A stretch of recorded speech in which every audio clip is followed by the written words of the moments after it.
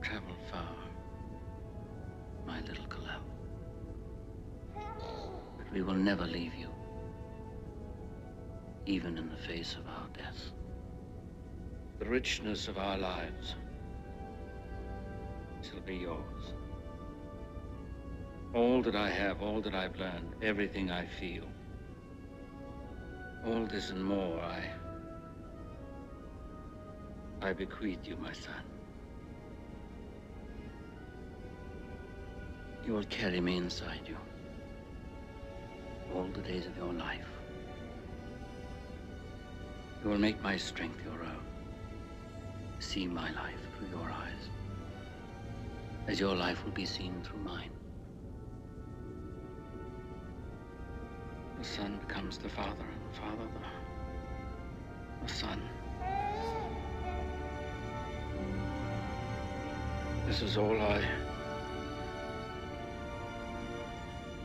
can send you, Kalel.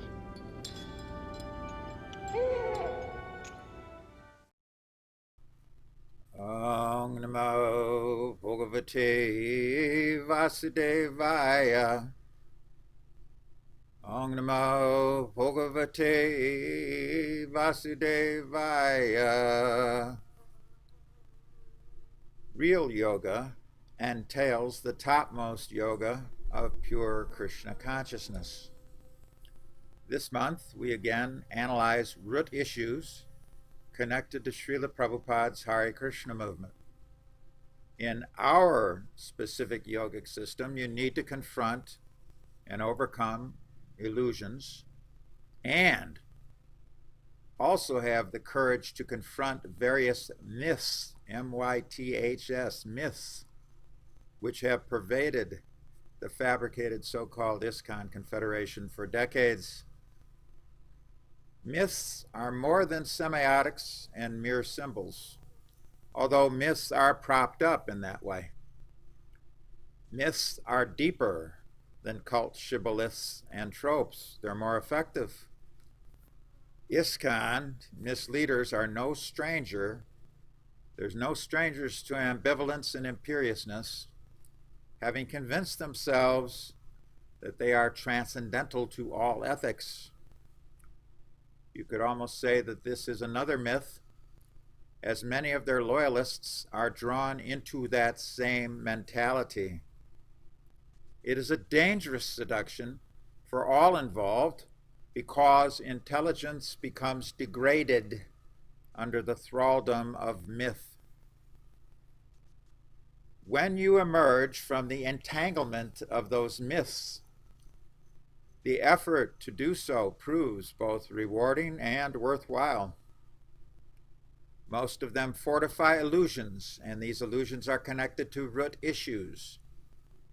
And some of those root issues are also raw nerve subjects.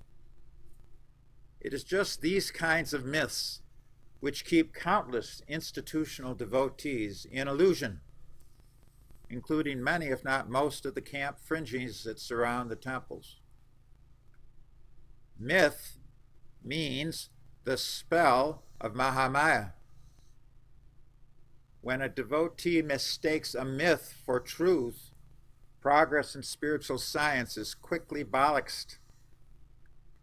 The ISKCON storyline of historical events serves to underpin its so-called justification.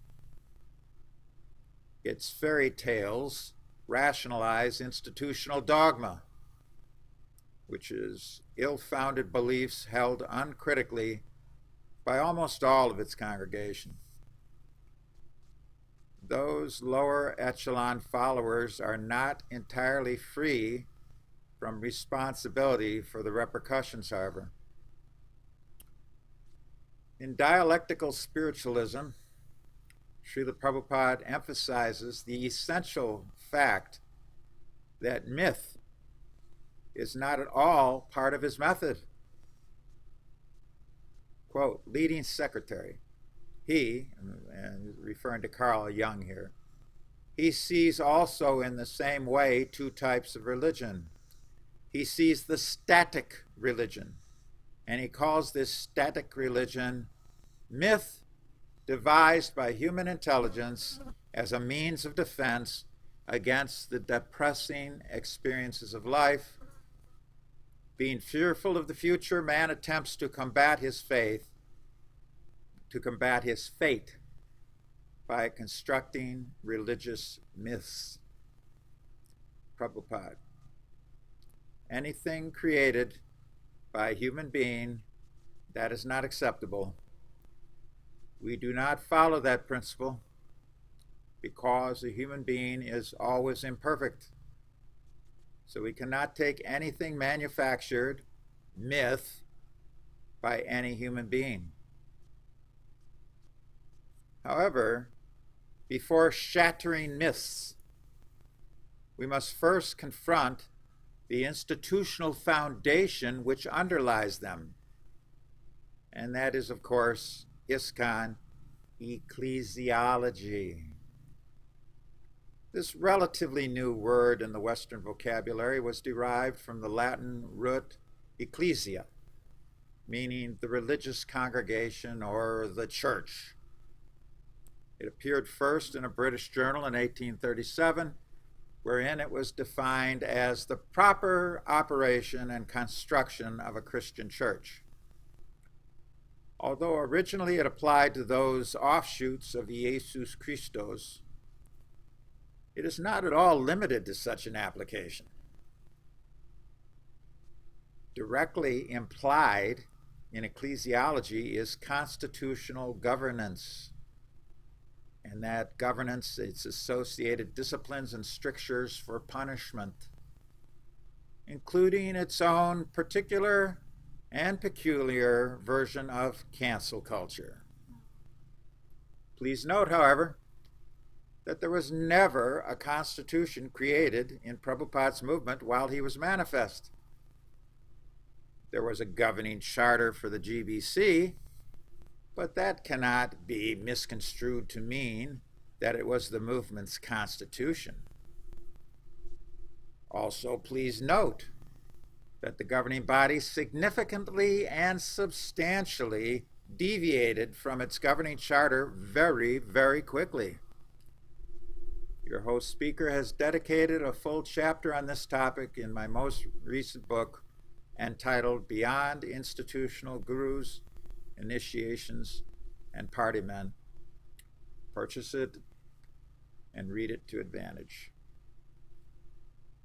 Even before Prabhupada left the scene in late 1977, there was a subtle power struggle. And it was going on between the big guns with their personal charisma, high profiles, and de facto disciples, although initiated by Prabhupada. Those disciples are really their disciples de facto, versus the ecclesiastics, representing the leading edge of what would become ISKCON, ecclesiology. This latter sect has dominated the movement since 1987. You could say that the zonal acharyas won that power struggle in the short term and then screwed up when they attacked one another and their other scandals were exposed. It brought down the 11 pretender Mahabhagavats and the zonal scam big time. That conclusion is true to some extent, but there is a myth connected to it, rendering it a flawed historical judgment. We dig into that myth subsequently in this month's presentation, but first we must discuss ecclesiology. Ecclesiology obviously includes ecclesiastics. When ecclesiology becomes entrenched in any exploitative movement, what to speak of in so-called ISKCON, it soon institutes ecclesiastical conventions. Just take a gander at any of the bulky set of formal resolutions from the spring conclave at Mayapur in the last couple of decades, and you quickly get the picture. What does Prabhupada think of ecclesiastical conventions? Not much. Consider this excerpt from a purport to Chaitanya Charitamrita Adi Leela, quote, Sri Jiva Goswami advises that one not accept a spiritual master in terms of hereditary or customary social and ecclesiastical conventions. One should simply try to find a genuinely qualified spiritual master for actual advancement in spiritual understanding, unquote. Still, it behooves us to also ask what Prabhupada specifically had to say about ecclesiology. Certainly, whatever he spoke or wrote about it can only help us to understand its place in the mission he envisioned. As such, let us pull up the folio and take a look-see. First, let us peruse his letters to his leading secretaries. What did he have to say to them about ecclesiology? Nothing. No entries whatsoever. When you type into the search function the word ecclesiology, it pulls up nothing, zero, nada. Prabhupada never even mentioned this word. What to speak of the ideas behind it? Not in his letters, not in his morning walks, not in his room conversations, not in his lectures, not in any official documents, not in any of his purports. We find it nowhere. As such, how could this concept have been so important to his divine grace if he did not even mention it? Answer, it wasn't. He only mentioned it indirectly, as per the Adi Leela purport just stated, in terms of ecclesiastical conventions. And please note, he mentioned it negatively in that purport. Prabhupada emphasized guru. He wanted his mission run by genuine spiritual masters, not by ecclesiology. Now your host speaker uses LibreOffice for typing up various letters, articles, and transcriptions. LibreOffice offers a spell check, of course. How to spell ecclesiology. Since I have little use of this word, I double-checked it for spelling. However, the spell check did not come up with the spelling because it did not recognize this word. Instead, it came up with an alternative, anesthesiology.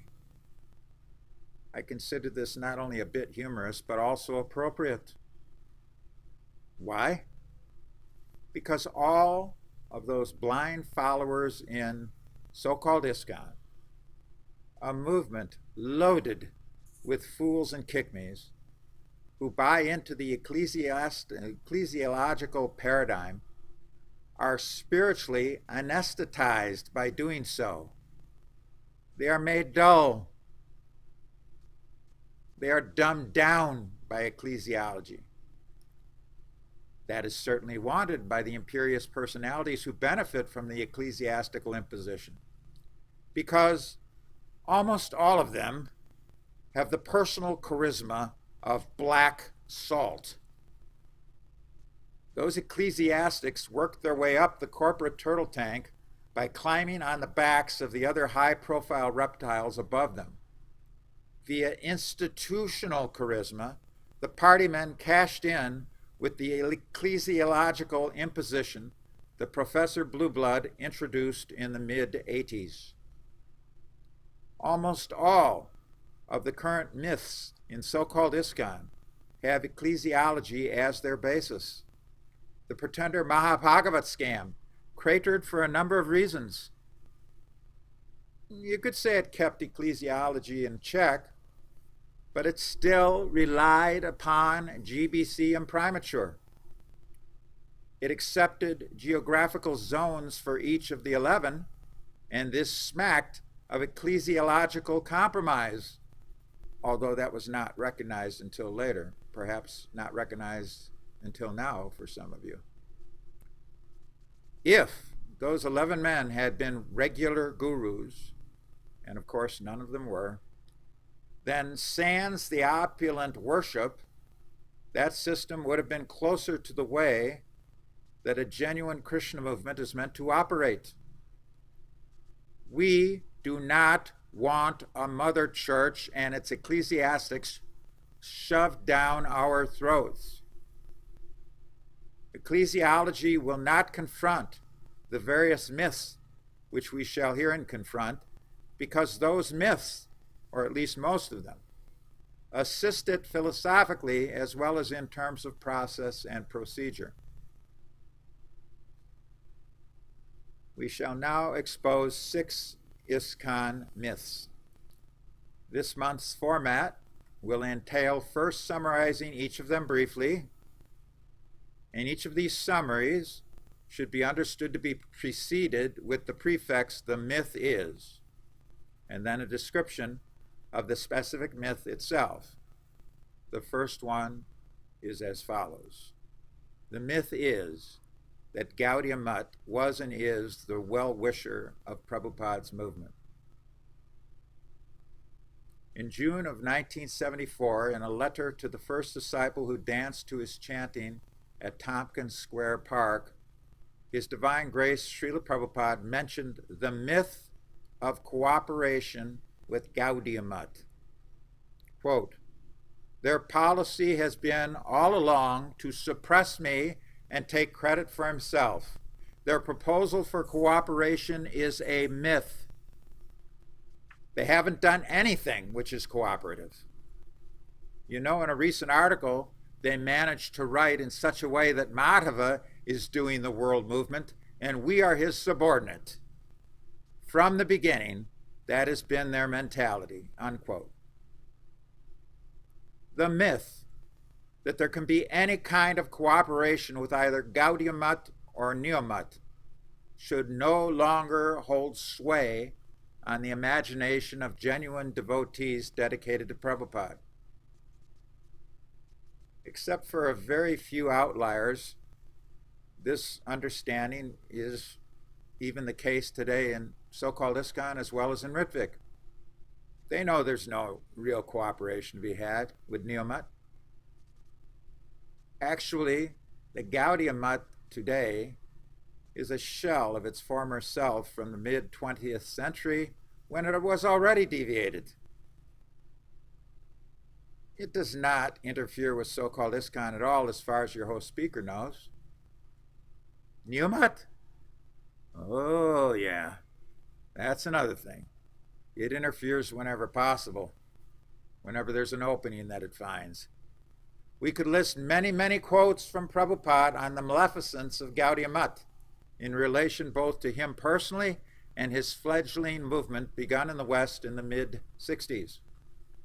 Consider this August 1972 excerpt from a letter to one of his householders. Quote, "All along, my godbrothers gave me only depression, repression, compression.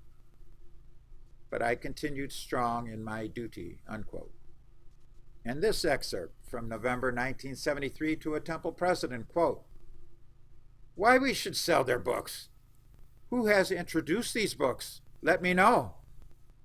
These books should not at all be circulated in our society. Bhakti Vilas Tirtha is very much antagonistic to our society, and he has no clear conception of devotional service. He is contaminated," unquote. At that time of that letter, many of the dedicated members of Gaudiya Mutt believed the Kunja Baba was the most advanced devotee in their movement. Consider also this November 1975 letter, meaning fairly late in Prabhupada's movement while he was manifest. This 1975 letter excerpt to one of his temple presidents in Canada, quote, "I have now issued orders to all of my disciples that they should avoid all of my godbrothers. They should not have any dealings with them, nor even correspondence, nor should they give them any of my books, or should they purchase any of their books. Neither should you visit any of their temples. Please avoid them, unquote. And the cherry on top of the cake, there is this potent and explicit excerpt from a letter to one of his leading secretaries in April of 1974. Quote, "We shall be very careful about them and not mix with them. This is my instruction to you all. They cannot help us in our movement, and they are very competent to harm our natural progress. So we must be very careful about them," unquote. It is ludicrous to believe that either Gaudiya Mutt or the Neo-Mutt traitors who crossed the river to join it after Prabhupada departed, that any of them are the well-wishers of Prabhupada's movement or the well-wishers of any of his real disciples. What to speak of newcomers? The statements by Prabhupada concerning Gaudiya Mutt remain in the written record, including even in his purports, where in one of them he terms Gaudiya Mutt asara, or useless. Just as importantly, judge by the results.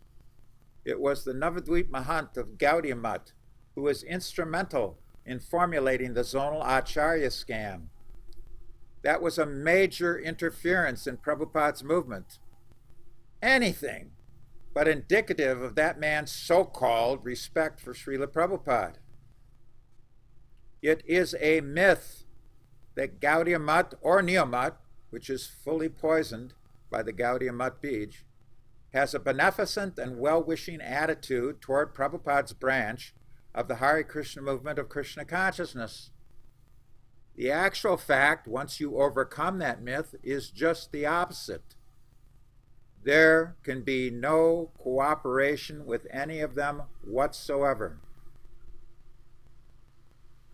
Now consider that the zonal scam was a quote-unquote soul acharya system. That's also a myth. In the mid-80s, Professor Blueblood pushed the remaining 10 pretenders down from their top spot. The ISKCON turtle tank is like that, but it was somewhat surprising that almost no one in the cult challenged him on this myth that he coined of the quote-unquote soul acharya system, because it is deeply flawed.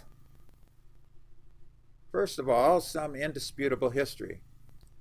Prabhupada was the sole acharya of ISKCON from its inception. Even when he established the GBC, the following stricture was put in the first position amongst a total of 9 particulars establishing the Commission's charter. It reads, quote,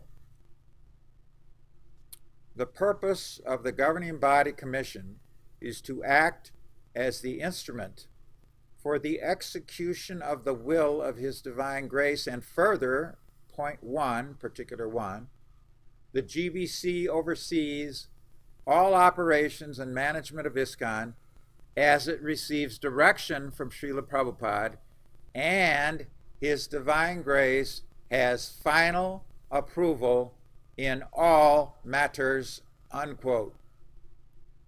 This is a soul acharya system. However, such was not the system when the pretender Mahabhagavats received their zone in March 1978. Previous to that, Kirtanananda had created a kind of soul acharya system for his zone only, without GBC sanction, although he and his followers may have believed that he was the only pure devotee in the movement. Virtually none of the rest of the movement thought this to be the case. In the spring conclave at Mayapur in 1978, Kirtanananda accepted what was voted on and passed, namely, he accepted that he and the 10 others would receive zones and be worshipped in their zones as Mahabhagavats. 1 does not equal 11. 11 so-called acharyas does not constitute a sole acharya system. Now, if you make the argument, and it has been made, that it was a sole acharya system in each zone, such was not the case. Sometimes new devotees entered a zone, but did not fully accept the acharya who was the predominant guru there. They accepted that he was an acharya, but they didn't fully accept him that they wanted to become his disciple. As such, they were permitted to go to another zone where they did fully accept one of the other 10 men. And even in a few cases, they were permitted to stay in the zone of their first encounter, but accept as their so-called Diksha Guru a different zonal acharya from the one that they were operating in. These facts prove that what went down from the late 70s through the mid-80s was not a sole acharya system. Over and above all of these is this overriding factor. All 11 of the great pretenders were dependent upon GBC imprimatur in order to remain viable and keep their zones and disciples in the fabricated so-called ISKCON movement. There are plenty of examples to prove this, but even without those examples, all 11 of the pretenders accepted 10 others as genuine Diksha Gurus. That in and of itself is proof that the zonal acharya concoction was not a sole acharya system. Here are some other strong indicators. 1, Hangsaduta had his zone taken away from him in 1980, and he was no longer allowed to initiate it for a significant period of time. This demonstrates GBC power over any so-called sole acharya. 2, TKG suffered this punishment during the same time frame. 3, when Jayatirtha rebelled and crossed the river, he was excommunicated by the GBC, and the ISKCON movement arranged to keep most of his disciples within their own cult, with many of them reinitiated later. 4, when Kirtanananda rebelled, it was a bit different, but not entirely so, as his Moundsville compound was soon no longer recognized by the GBC. 5, all gurus who attempted to establish independence from the GBC were, sooner or later, punished and crushed. They were rendered weak and ineffective. For example, after he split from so-called ISKCON and shoved all of his chips in with the Navadvip Mahant, Jayatirtha wound up beheaded. Tatvamasi. As such, how can anyone buy into the myth that what was set up in the late 70s and given rubber stamp approval by the GBC was a sole acharya system? By pinning this tale on the first transformation, a straw man argument was created and remains created. Professor Blueblood's fight against the first transformation entailed the introduction of his collegiate compromise, Ecclesiology. However, he was only opposing one institutional delusion for another one, via the faulty major thesis implicit in his argument, namely the sole acharya argument. Let us now proceed to the next myth, which is that opulent deity worship automatically makes so-called ISKCON bona fide. Now, admittedly, this is a raw nerve issue, as it can open up a devotee to being called an iconoclast. That can be a straw man attack. The points henceforward brought out here are neither illogical nor without spiritual validation. Some of them may be a bit subtle, but none of them are iconoclastic. Your host speaker has worshipped installed deities in genuine Vaishnava temples hundreds of times. I have absolutely no prejudice against the bona fide process of deity worship, nor am I against dressing the deities in full opulence. I'm for it. I'm not a very good singer, so I have not led Sankirtan to the deities, but I have done numerous bhajans in front of them. Know it for a fact that so-called ISKCON engages in opulent deity worship. Without this, soaking the wealthy Western Hindus would be a non-starter. Without this, everyone would question the legitimacy of their process, because deity worship is an important feature of the group. The question to be raised and answered rightly, is whether or not opulent deity worship automatically proves that any specific Vaishnava cult is bona fide. As such, let us see what Prabhupada had to say about it. Quote, "Real medicine does not require a show bottle," unquote. That was from a platform lecture, January 1974. Deity worship is one of the 9 categories of devotional service. You must practice at least one of them to attain perfection. Since the last 2 of those 9 are only applicable to raga bhaktas, the conclusion is that you must engage in at least one of the other 7, at least one. Any one of which can produce perfection. Each one is real medicine, but making a show of the deities does not qualify. Here's a quote from a purport in Adi Lila. Quote, "Unfortunately, there are many so-called followers of Chaitanya Mahaprabhu who are satisfied simply to construct a temple, make a show of the deities, collect some funds, and utilize them for eating and sleeping," unquote. Now, we all know that ISKCON leaders will insist that this does not apply to them because they not only construct temples, but they're also very active in other ways, not simply engaged in collecting funds for eating and sleeping. Granted. However, the point here is that there is such a thing as making a show of the deities. The idea, the wrong idea, that it is only applicable to lazy men is just off. When institutionalism takes hold of a previously bona fide devotional organization, it then becomes dominated by show bottle gurus and their disciples. Cheap gurus, cheap disciples. Then, making a show of the deities becomes paramount to covering up what the operation really is. Consider this excerpt from a purport in Antya Lila. Quote, "Srila Bhaktisiddhanta Saraswati Thakur says that people who are advanced in learning but attached to material enjoyment, who are puffed up by material possessions, by birth in an elevated aristocratic family, or by education, may offer show bottle devotional service to the deity and also offer prasadam to Vaishnavas," unquote. So-called ISKCON is a show bottle religion, and their show of spirituality is ineffective. In India, there are show bottles in the medicine shop. Some red water is put into the big bottle with a red electric light illuminating it.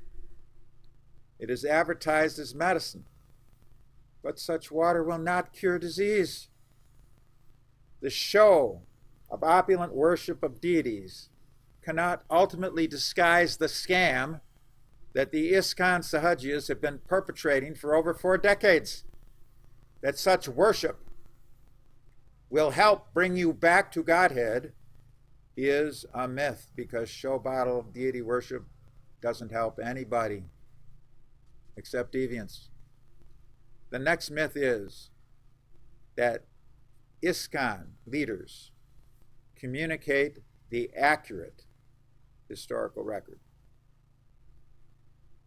So-called ISKCON manufactures its own religion, falsely advertising that it comes from Prabhupada and also that it is the sole representative of his branch of the Sampradaya. The pseudo-spiritual cult thrives on secrecy,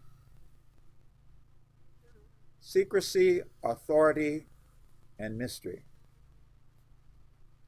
It is a myth that it is connected to Prabhupada's founding entity, which has been, for all practical purposes, destroyed. These three methods, secrecy, authority, mystery, they're all conducive to perpetrating other ISKCON myths. In so-called ISKCON, during the formative years of the governing body commission, secrecy was paramount. Not only that, most, if not all, of the leaders kept their Prabhupada letters from reaching the light of day. This was another form of secrecy because important knowledge and directives were contained in many, if not most, of those letters. As far as authority goes, since late March of 1978, the leaders of so-called ISKCON only appear to possess it. They have no spiritual authority. However, they do have the pretense of spiritual authority, especially via GBC imprimatur and institutional charisma. Now, as far as mystery is concerned, it is fundamental to the ongoing operation. The GBC mystique is utterly dependent upon mystery.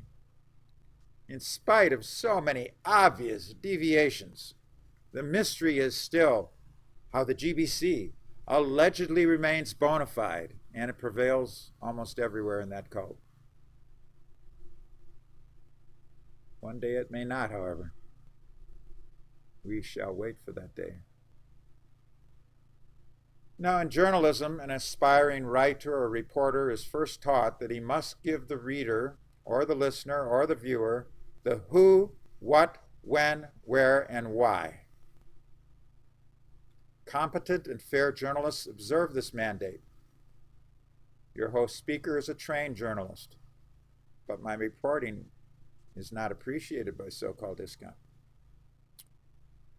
By 1973, when plain clothes was introduced for the Christmas pick, these 5 reporting obligations, who, what, when, where, and why, were always tough to come by in the cult. Almost no one knew that the GBC, in its charter, was to hold a vote of all temple presidents for future members of its board by no later than the summer of 1973. And of course, as all of you know by now, that vote was never held. And almost no one knew that in specific letters, Prabhupada's disapproval of the Christmas pick, indirectly of the Christmas pick, he disapproved of plain clothes. Deception.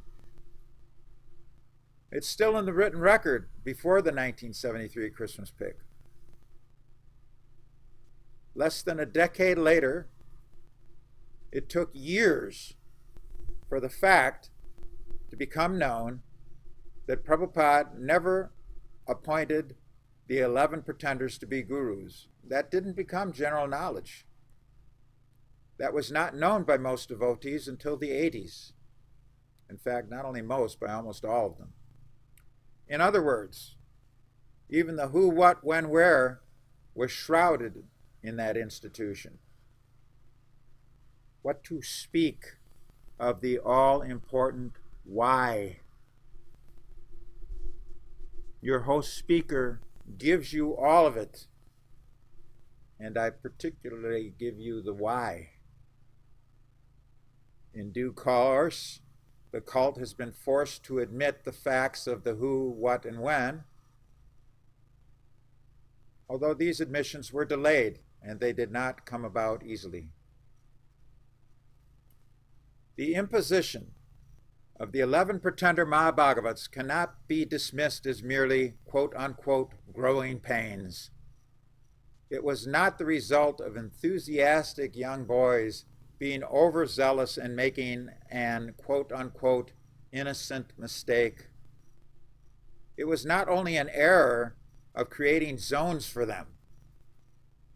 When basic historical accuracy is forced upon so-called ISKCON, especially upon its leaders by circumstances, by the force of malcontents wrenching out those facts before the cult leaders could forever bury them,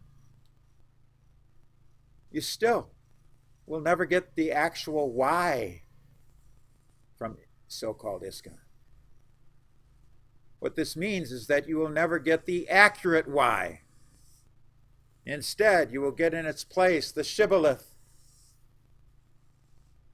apologetics, the bromide, or the myth.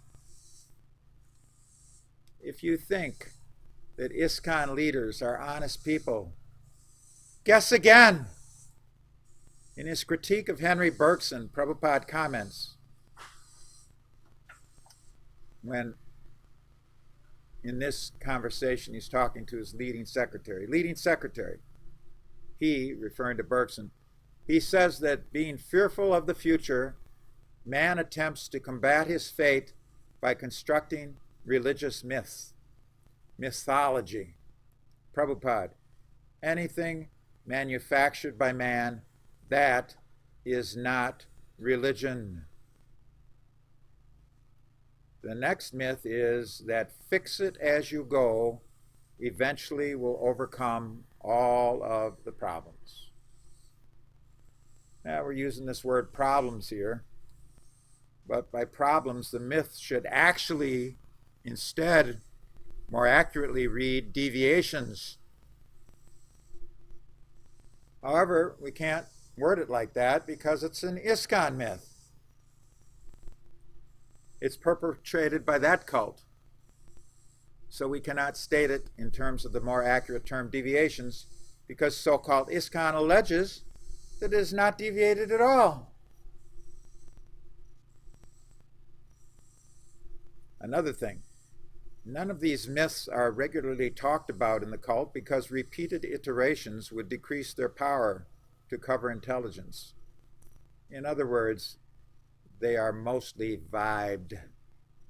It's very effective. You do not obliterate one quote-unquote mistake by temporarily masking it with two more, eventually leading to four more required to overcome those two. Of course, a deviation is not a mere mistake. The first transformation of the 11 pretender Mahabhagavat zonals was very major. Your host speaker prefers to use a nuclear analogy to describe just how destructive it was. Yet, even though it was tearing apart at the seams within a few short years, the first transformation dragged on. Was there any benefit to that? From the standpoint of the deviants who were its beneficiaries, although most of them no longer are so, there was something. They were able to accrue disciples while the fiasco was still believed to be legitimate. Just as importantly, they were able to drive out all the godbrother malcontents from their temples, out of their zones, and for all practical purposes out of their movement. As such, when it came time to replace the zonal acharya scam, the whole thing, the whole movement was already converted into something else. Of course, the 10, since Jayatirtha had crossed the river and become an enemy, those 10 had to share with others when the second transformation was coming in. But to some limited extent, they were already doing that by 1983. Fix it as you go was not going to work in the long run to preserve the undeserved Mahabhagavat worship that all of those Sahajiyas were enjoying. But it would serve to facilitate the second transformation, the collegiate concoction, which was just as unauthorized as the previous one. And fix it as you go then served as an effective bridge to the current third transformation, the Hinduization of so-called ISKCON. Yet these transformations will prove not only faulty but inadequate in the long run. The chief reason for this is that the root issues have not gone away. The initial deviations remain unresolved by this strategy. These root issues entail major deviations that are still present in but a transformed paradigm. There has been no rejuvenation whatsoever. None of the post-1977 initiations have been bona fide, and none conducted now are bona fide. There have been no genuine gurus in so-called ISKCON since November of 1977, and there continue to be none now. In order for any bhakti initiation to be bona fide, a bona fide guru is required. The guru must be a very perfect man. There are no perfect men in so-called ISKCON. It is even doubtful that in that Sahaja cult there is any neophytes left in it. Back to the analogy. In the spring of 1978, comparing Prabhupada's movement to the city of Los Angeles, a 10 megaton airburst exploded over the whole of that metropolitan area. The huge nuclear bomb is figuratively the zonal acharya concoction, which remained viable for a little less than a decade. The inhabitants of Los Angeles can be compared to the rank-and-file devotees in the movement in 1978. Most of them were completely spiritually and incinerated immediately. And radioactivity after that, still spreading now to this day, practically has killed the rest of them. That radioactivity, figuratively speaking, continues in the form of the fix-it-as-you-go strategy. It is a myth that this strategy is going to solve any of the deeply ingrained problems, because all of them are based upon root issues, or if you prefer, root deviations, that are still part of the historical record. Your host speaker will continue to remind everyone about these month after month, year after year, until everyone is aware of them. The final myth to explore is the myth that the GBC has an automatic self-corrective mechanism embedded in it. If it was empowered in this way, then where did Prabhupada affirm that? Instead, he affirmed a very different possibility. Quote, "I am surprised that none of the GBC members detected the defects in the procedure. It was detected only when it came to me. What will happen when I am not here? Shall everything be spoiled by GBC?" Unquote. Yes, everything shall. This is an excerpt from a letter written April of 1972, just 3 days after Prabhupada suspended the GBC and transferred all power back to his temple presidents where it had been previously. Does this excerpt indicate some kind of mythical self-corrective mechanism within the GBC? That's a rhetorical question. Consider also this excerpt from a letter to a senior devotee in late 1975. Quote, "Now has GBC become more than Guru Maharaj?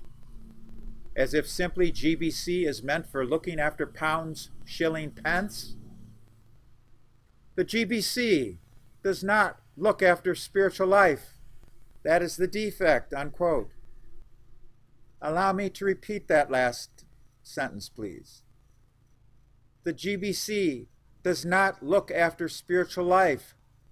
That is the defect, unquote.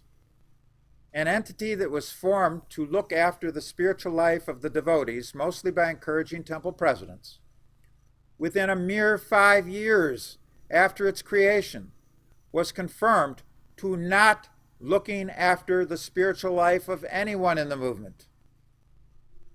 It is a myth that the GBC was a force for transcendental good, because if it ever was so, that was for a very short time only.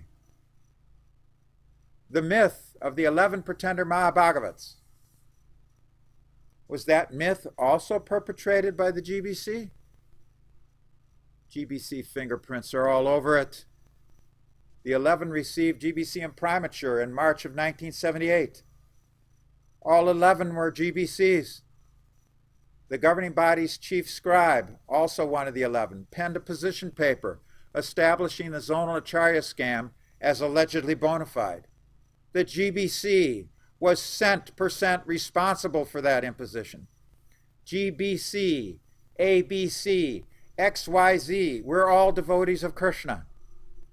We have no business falling victim to the myth that the GBC has some kind of mysterious, automatic, self-corrective mechanism embedded in it.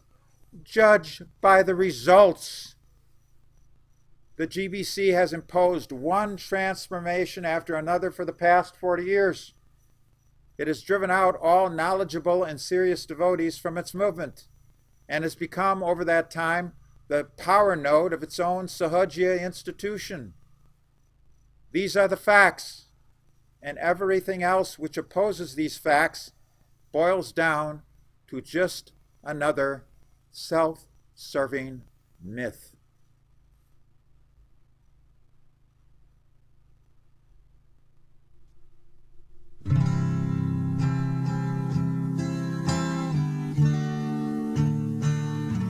The outrageous pretension of the zonal acharya era was based on myths. It was based on the myth that those 11 pretenders had been appointed by Prabhupada. It was based on the myth that they were all self-realized godmen, though gods they weren't. It was based on the myth that Prabhupada must have left at least some of his leading men as fully realized gurus. He didn't. It was based on the myth that since the GBC approved the zonal imposition, it automatically had to be what Prabhupada wanted. It wasn't. Then, when the concoction cratered, it was replaced with but another unauthorized transformation. The ocean of nescience will take you way down if you allow it to do so. If that's where you want to be, then you will buy into ISKCON and its myths. Mahamaya will take you there if that's where you want to go. Instead, you should better want to shatter all of these myths that have been exposed in this presentation. Shatter them within yourself and emerge absolutely free from the institutional delusion. Sadeva Samya.